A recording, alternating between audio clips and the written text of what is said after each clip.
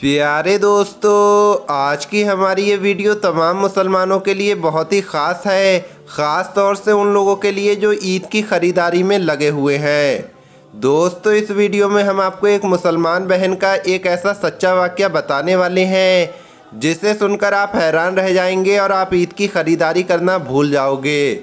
अगर आप भी ईद की ख़रीदारी कर रहे हैं या करने वाले हैं तो पहले इस वीडियो को आखिर तक ज़रूर देखें। वीडियो में आगे बढ़ने से पहले अगर आपने इस वीडियो को लाइक नहीं किया है तो वीडियो को लाइक करें।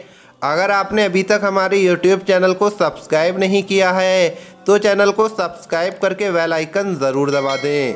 तो चलिए वीडियो शुरू करते हैं। एक भाई अपने पड़ोस में रहने वाली एक औरत का वाक़या बताते हैं। वो कहते हैं कि हमारे पड़ोस में एक बहन रहती है जिनका नाम सलमा है।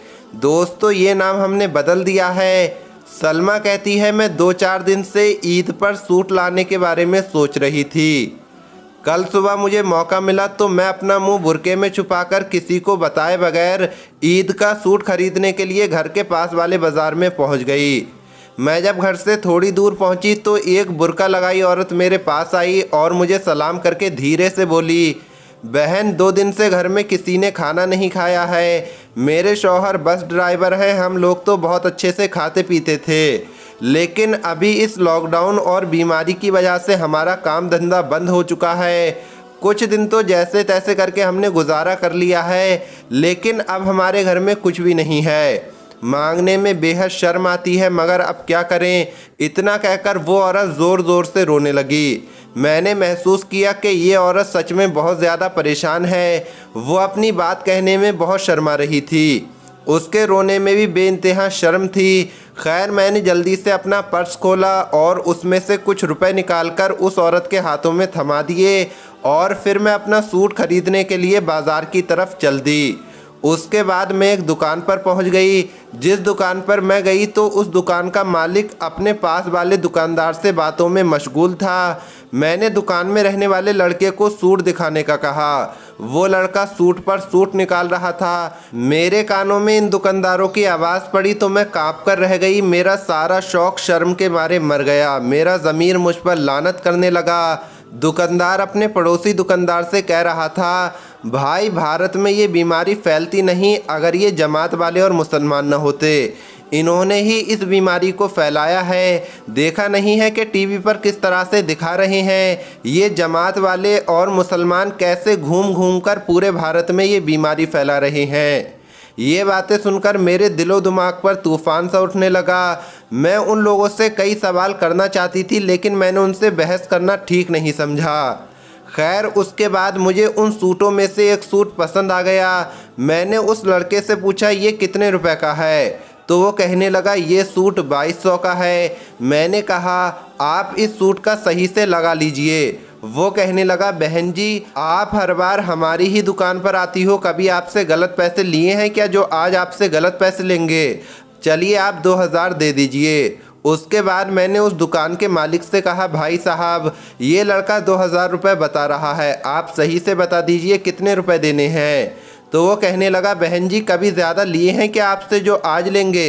ये रेट बिल्कुल सही है, आप 2000 रुपये दे दीजिए। खैर, उसके बाद मैंने उससे कहा, चलो ठीक है, मगर मैं तो मुसलमान हूँ और मेरे पास जो नोट हैं वो भी मुसलमान वाले हैं, क्योंकि मैं मुसलमान हूँ और मेरे पति भी मुसलमान हैं। आपको कोई एतराज़ तो नहीं होगा ये पैसे लेने में? तो वो कहने लगा, क्या बात करती हो बहन जी, कैसी बात करती हो बहन जी? नोट तो नोट होते हैं, सभी नोट भारत सरकार के नोट हैं। मैंने कहा, नहीं, ये नोट मुसलमानों के हैं, क्योंकि मेरे शौहर मुसलमान हैं और ये पैसे उन्हीं से मैं लेकर आई हूँ, तो फिर ये नोट भी मुसलमान हुए ना। और मैं कहने लगी, भाई, मुझे अभी अभी इस बात का एहसास हुआ है कि ये नोट मुझे आपको नहीं देना चाहिए, क्योंकि ये नोट तो जमात के नोट हैं, मुसलमानों के नोट हैं। माफ़ करना भाई, मैं बाद में कभी आऊँगी। इतना कहकर मैं वहाँ से वापस आ गई।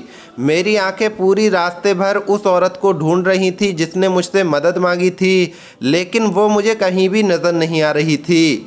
मैं बेजान सी होकर अपने घर में दाखिल हुई तो देखा मेरी बच्ची उस औरत को खाना खिला रही है। मुझे देखते ही बच्ची बोली, अम्मी जान, ये अब्बा की पहचान वालों की बीबी हैं, अब्बा इनके लिए खाने पीने का सामान लेने गए हैं। ये देखकर मैंने अल्लाह का शुक्र अदा किया कि या अल्लाह तूने मेरी सुन ली, नहीं तो मैं ज़िंदगी भर ख़ुद को माफ़ नहीं कर पाती। इतने में मेरा शौहर भी आ गया और उन्होंने सामान की थैली उस औरत को दे दी और मुझसे मुखातिब होते हुए मुझे कहने लगे, ये जावेद की बीवी है। खैर उसके बाद वो औरत दुआएं देती हुई चली गई। उसके बाद मैंने अपने शौहर से पूछा, आप ये सामान कितने रुपए का लाए हो? शौहर ने कहा 2000 का लाया हूँ, मगर तुम ये क्यों पूछ रही हो? मैंने उसको अपने 2000 रुपये दे दिए और उनसे कहा, इतना ही सामान और ले आना, ये सामान किसी और के काम आ जाएगा। उसके बाद मैं शुक्राने के नफिल अदा करने चली गई। दोस्तों आज यही हकीकत है, आज हर इंसान की हालत बहुत ख़राब है इस लॉकडाउन और बीमारी की वजह से। अल्लाह के वास्ते आप इस बार ईद की ख़रीदारी करने से पहले अपने आसपास ज़रूर देखें और इन्हीं पैसों से आप अपने आसपास गरीब जान पहचान वालों की मदद कर सकते हैं।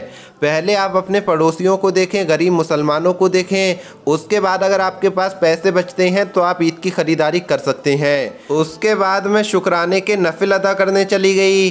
दोस्तों आज यही हकीकत है, आज हर इंसान की हालत बहुत ज़्यादा ख़राब है इस लॉकडाउन और बीमारी की वजह से। अल्लाह के वास्ते आप इस बार ईद की ख़रीदारी करने से पहले अपने आसपास ज़रूर देखें और इन्हीं पैसों से आप अपने गरीब जान पहचान वाले पड़ोसियों की मदद करें। उम्मीद करते हैं ये वीडियो आपको पसंद आई होगी। मिलेंगे अगली वीडियो में। अस्सलाम वालेकुम। अल्लाह हाफिज़।